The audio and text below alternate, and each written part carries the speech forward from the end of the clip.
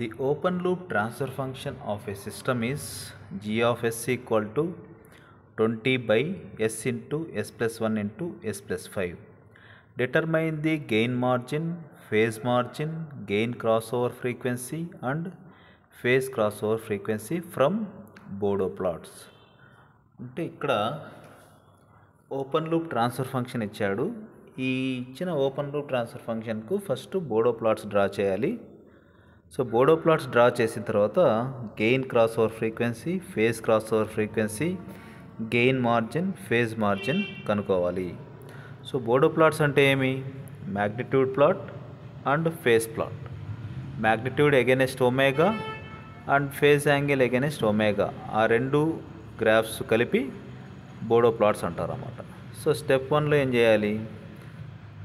ఈ ఇచ్చిన transfer function first రాసుకుంటాం అన్నమాట.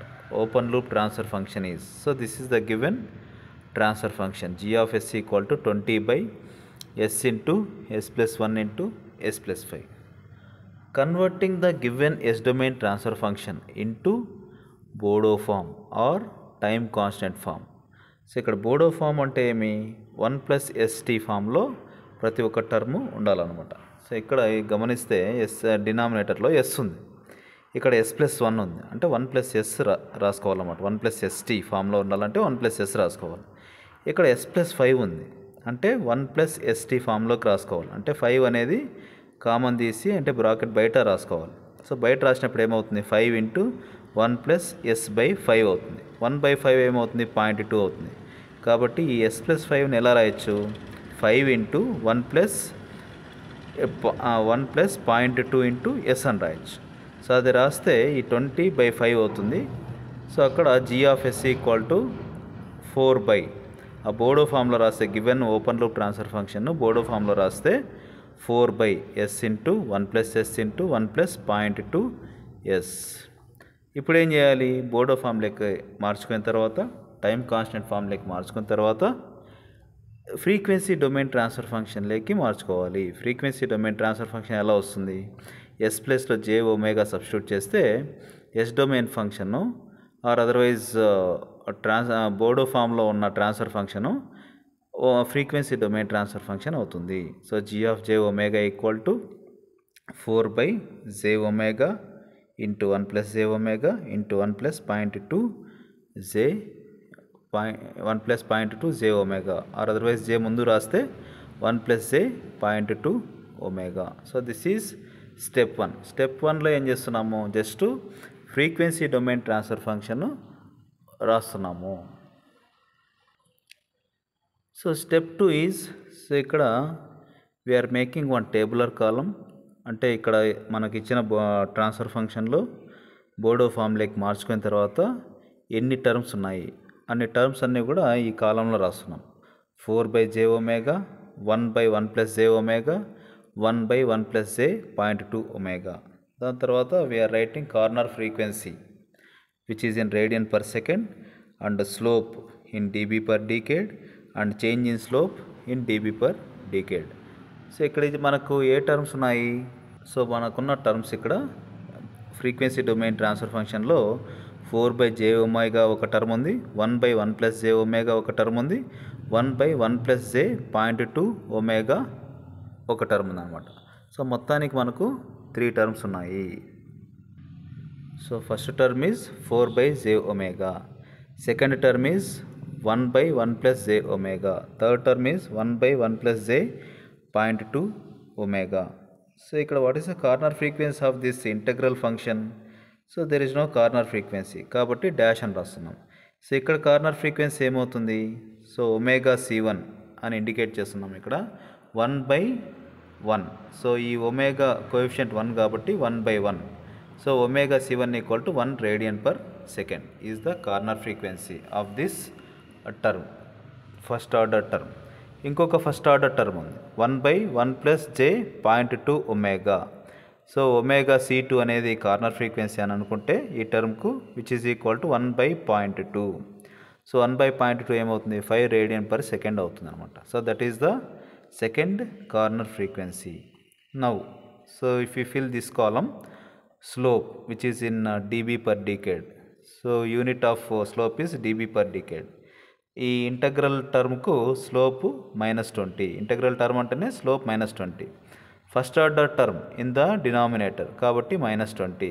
First order term in the denominator కాబట్టి -20. So what is change in slope? So first టర్మ్కు ఇంటగ్రల్ ఫ్యాక్టర్ అయినా డెరివేటివ్ ఫ్యాక్టర్ అయినా there is no change in slope first.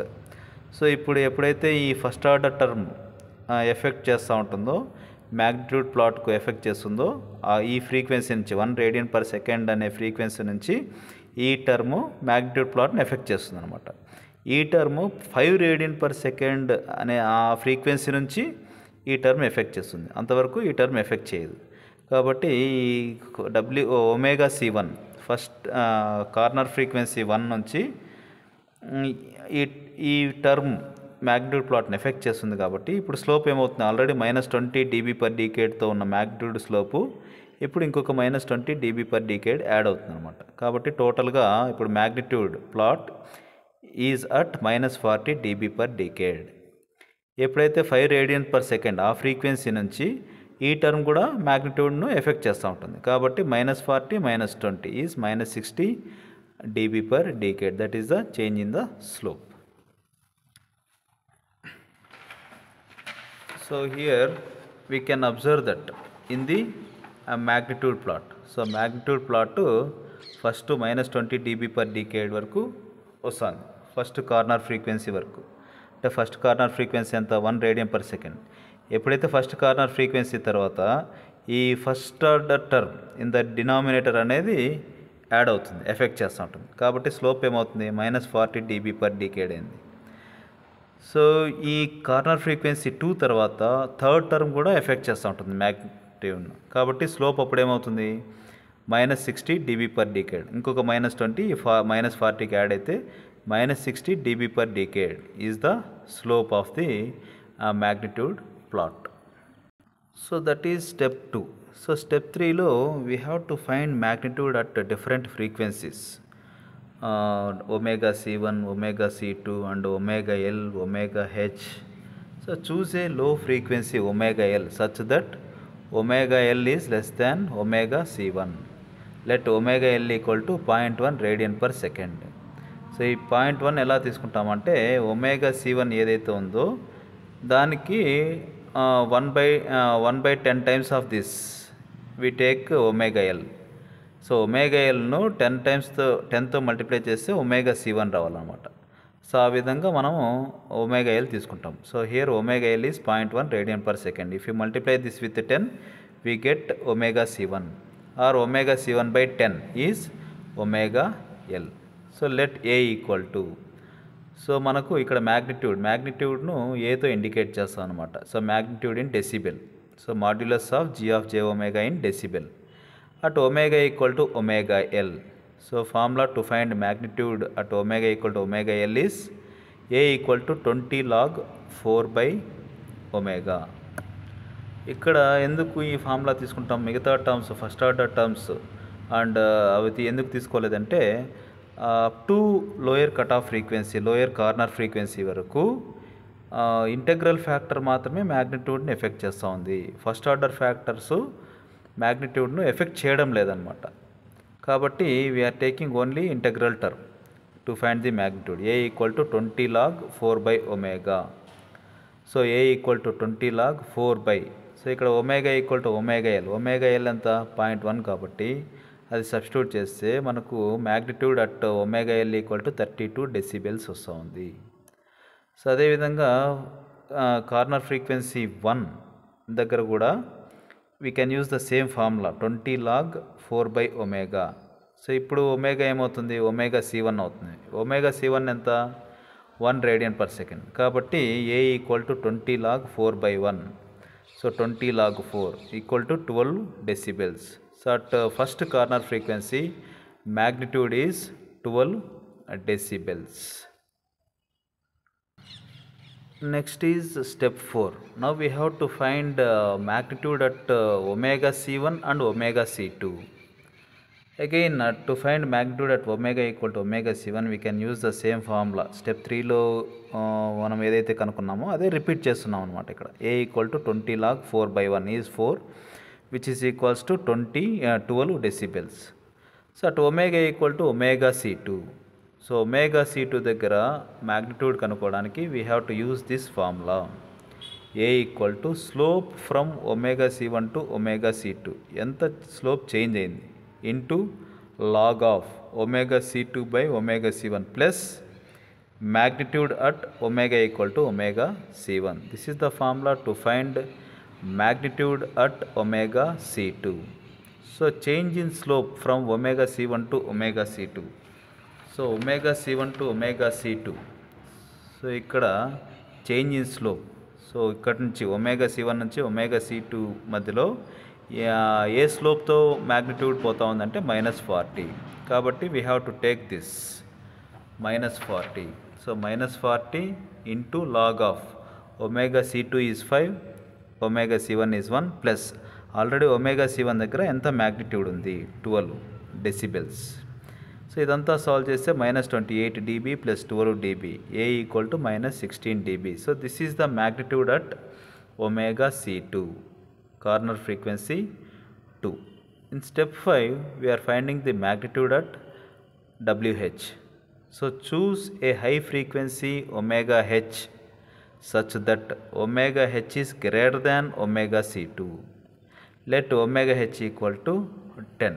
So మామూలుగా omega H ఎలా తీసుకుంటామంటే, so omega H అనేది omega c2కు 2 times తీసుకుంటాం. Omega c2 5 అయినప్పుడు omega H ఎంత అవుతుంది, 5 × 2 is 10 radian/second. Omega H equal to 10 radian/second. So ఇదే ఫార్ములానే యూజ్ చేస్తాం అనమాట. ఇక్కడ ఒమేగా c2 దగ్గర ఏదే మ్యాగ్నిట్యూడ్ కనుక్కోవడానికి ఏ ఫార్ములా అయితే యూజ్ చేసామో, we use the same formula to find magnitude at omega h. So a equal to slope from omega c2 to omega h into log omega h by omega c2 plus magnitude at omega c2. So what is the change in slope from omega c2 to omega h ante, so omega c2 దగ్గర నుంచి what is the slope of the magnitude is -60. So that is the slope from omega c2 to omega h. కాబట్టి -60 into log of omega h is 10, omega c2 is 5 plus already omega c2 దగ్గర ఎంత magnitude ఉంది, so -16 dB ఉంది కాబట్టి -16. So -18 dB -16 dB is a equal to -34 decibels. So that is the magnitude at omega H. Now based on this information, that is we can plot magnitudes. So ఇక్కడ scale ఏం తీసుకుంటున్నాము, omega L is 0.1 and 10 times of this is 1, 10 times of this is 10, 10 times of this is 100. So దీంట్లో omega L, so ఈ 0.1 omega L అవుతుంది అనమాట. దీనికి 10 times multiply చేస్తే ఇక్కడ మనకు ఒమేగా c1 ఈజ్ 1 వస్తుంది, ఒమేగా c2 ఈజ్ 5 వస్తుంది. కాబట్టి and x axis is frequency, y axis ఏం తీసుకోవాలా, మ్యాగ్నిట్యూడ్స్ తీసుకోవాలన్నమాట. సో ఇక్కడ we are taking magnitude. So magnitude గమనిస్తే ఒమేగా ఎల్ దగ్గర మనకు 32 decibels ఉంది అండ్ ఒమేగా హెచ్ దగ్గర మనకు -34 decibels ఉంది. సో ఒమేగా ఎల్ దగ్గర 32 decibels ఉంది, ఒమేగా హెచ్ దగ్గర -34 decibels ఉంది. కాబట్టి +40 dB నుంచి -40 dB మధ్యలో మ్యాగ్నిట్యూడ్ ప్లాట్ తీసుకోవాలి. కాబట్టి స్కేల్ ఇక్కడ మ్యాగ్నిట్యూడ్ 40 decibels టు -40 decibels తీసుకోవాలన్నమాట. సో ఒమేగా ఎల్ దగ్గర 0.1 దగ్గర, so at omega equal to omega L, at omega equal to omega L. So what is the magnitude, so magnitude is 32 decibels. So magnitude is 32 decibels అనమాట. So 32 decibels at omega equal to omega c1. So omega c1, so this is omega c1 is 1. So what is the magnitude, 12 decibels. So here 12 decibel. This is 10 and ఒక్కొక్క line 2 2 అనమాట, కాబట్టి 12 decibels. And omega equal to omega C2 దగ్గర. So omega C2 దగ్గర what is omega C2? First of all omega C2 is equals to 5 radians per second. So ఇక్కడ what is the magnitude at omega C2 అంటే -16 dB. So omega C2 దగ్గర 5 radians per second దగ్గర -16 dB is the magnitude. And similarly at omega equal to omega h, that is 10 radians per second. Omega h equal to 10 radian per second. So ikkada what is the magnitude? -34 dB. So this is 0 -34. So this is -34 dB. This is the magnitude at 32. So 32 is the, at omega L 32 dB is the magnitude, and at omega C1 12 dB is the magnitude, and at omega equal to omega C2 -16 dB is the magnitude, and at omega equal to omega H -34 dB is the magnitude. If you join all these points, you get a magnitude plot.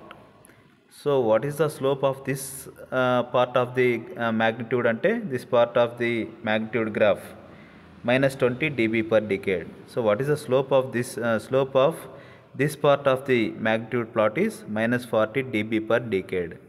So what is the slope of this part of the magnitude is -60 dB per decade. So this is about a magnitude plot. So next we take up a phase plot.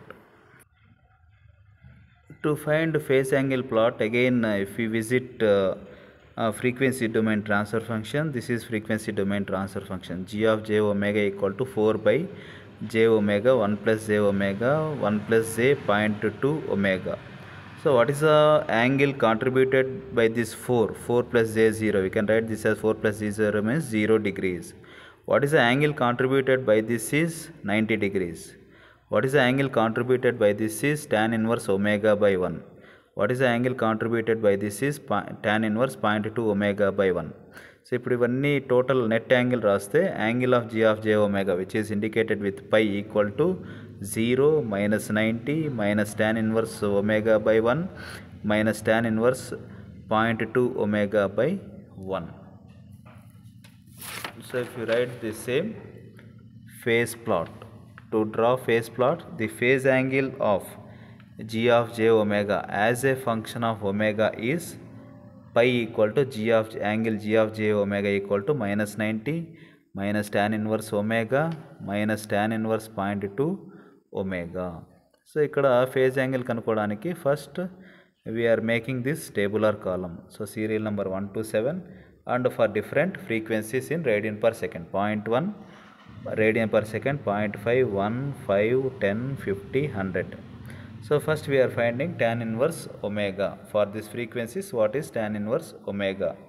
So ikkada tan inverse omega undi kabatti aa term ikkada teeskuntunnam annamata.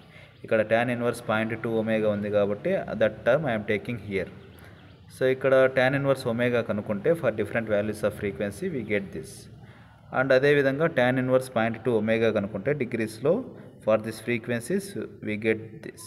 So final ga phase angle is equals to -90 minus tan inverse omega minus tan inverse 0.2 omega in degrees cheste we get these terms, these angles: -97 degrees, -122 degrees, -146 degrees, -214 degrees, -238 degrees, -263 degrees, -267 degrees.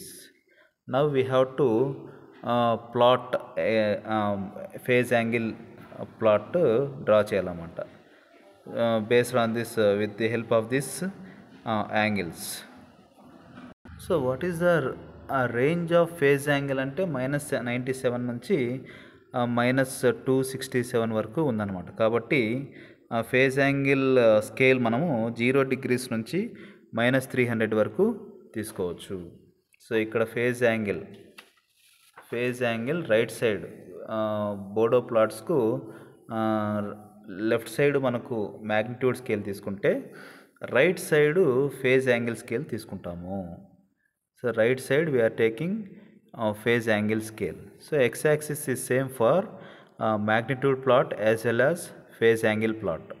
So magnitude plot को phase angle plot को x-axis మారదన్నమాట. 0.1 radian per second, 1 radian per second, 5 radian per second, like that, and omega L, omega C2. magnitude plot y-axis magnitude plot left side తీసుకుంటాము. ఇక్కడ range 40 decibels నుంచి -40 decibels మధ్యలో magnitude plot ఉంది. అదే phase angle 0 degrees ఇక్కడ తీసుకొని -300 degrees వరకు తీసుకుంటాం అనమాట. అంటే మనకు వచ్చిన వాల్యూస్ బట్టి ఈ స్కేల్ తీసుకుంటున్నాము. సో ఇప్పుడు magnitude plot phase angle plot draw చేస్తే సో మనకు వస్తున్న values omega equal to 0.1 radian per second దగ్గర యాంగిల్ ఈజ్ -97. -97 అంటే ఎంత? సో ఇక్కడ 0 ఉంది, -97. సో ఇక్కడ somewhere you get here -97. So this is the -97. So అదేవిధంగా 0.5 రేడియన్ పర్ సెకండ్కు -122, 0.5 radians. So this is the frequency 0.5. So 0.1కు -97 అండ్ 0.5 రేడియన్ పర్ సెకండ్కు -122. సో -122 అంటే we get in between -100 and -125 అనమాట. సో అదేవిధంగా omega equal to 1 radian per second. So omega equal to 1 radian per సెకండ్కు phase angle is -146. We get in between this -146. So this is -146. So అట్లా ఈ points అన్ని locate చేసి if you join the dots you get polar plot.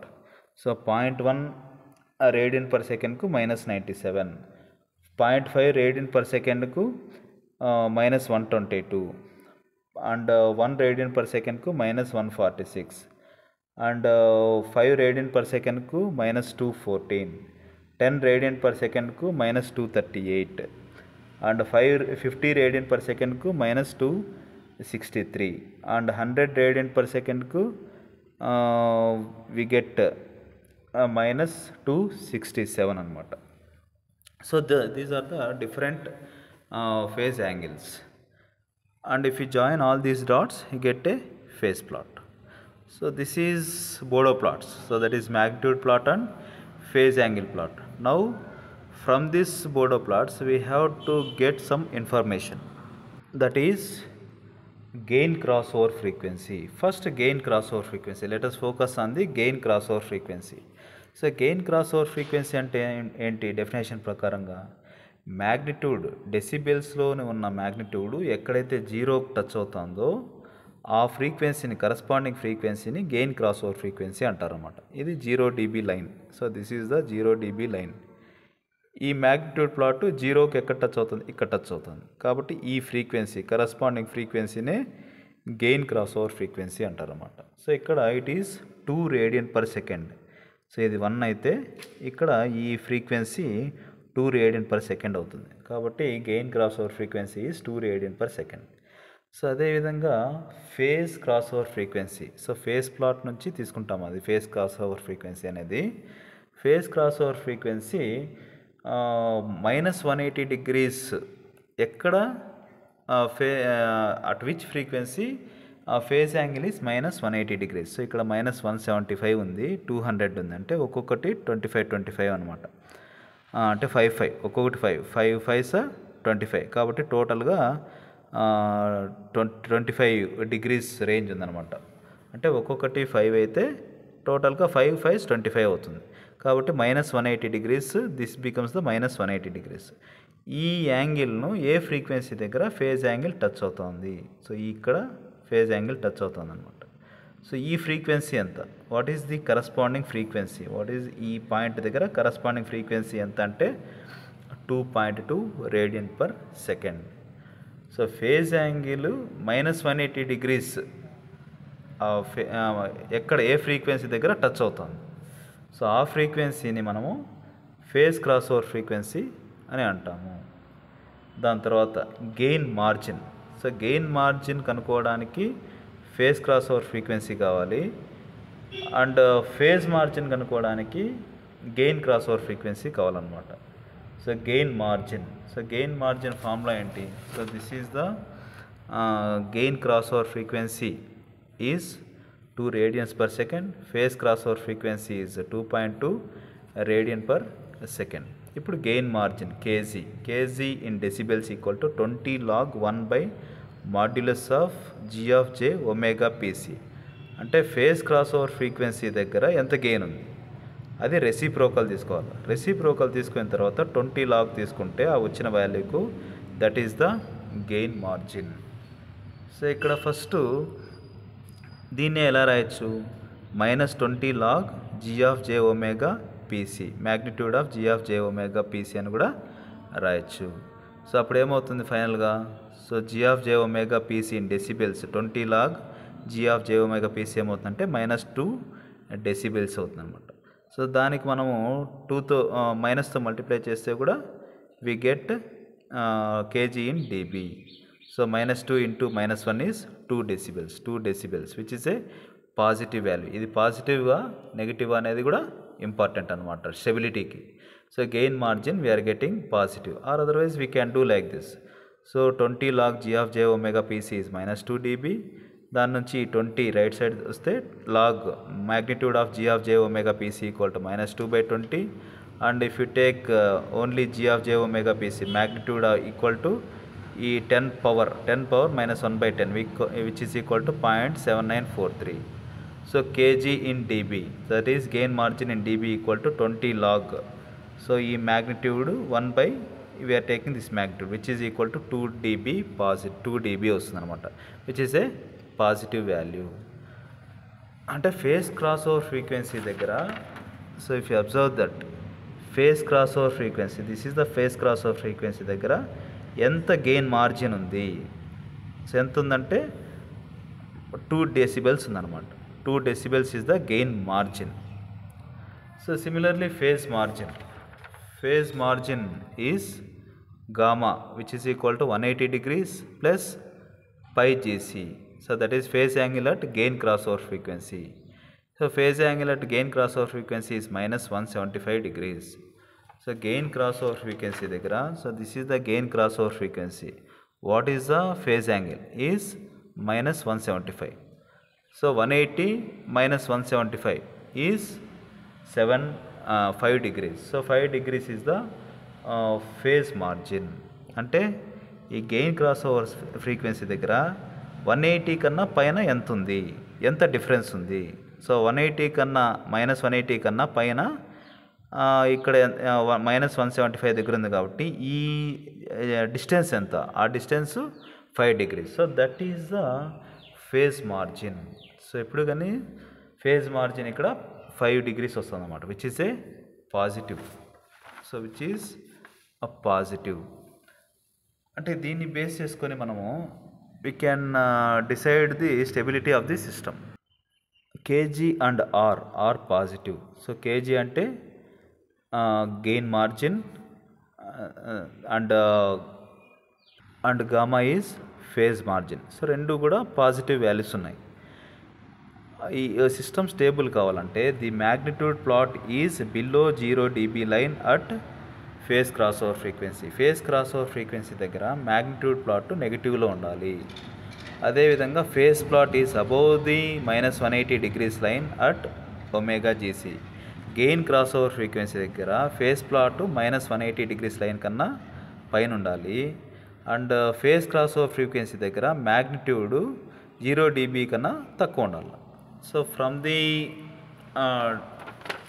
ఇక్కడ so మనము KG, so KG is positive value, phase margin is positive.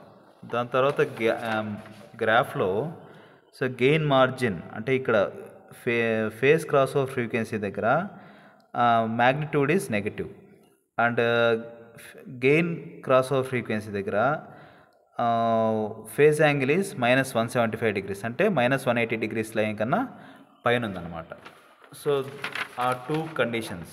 So the magnitude plot is below 0 dB line at omega PC, the phase plot is above the -180 degree line at omega GC. condition satisfy అయితే the system is stable.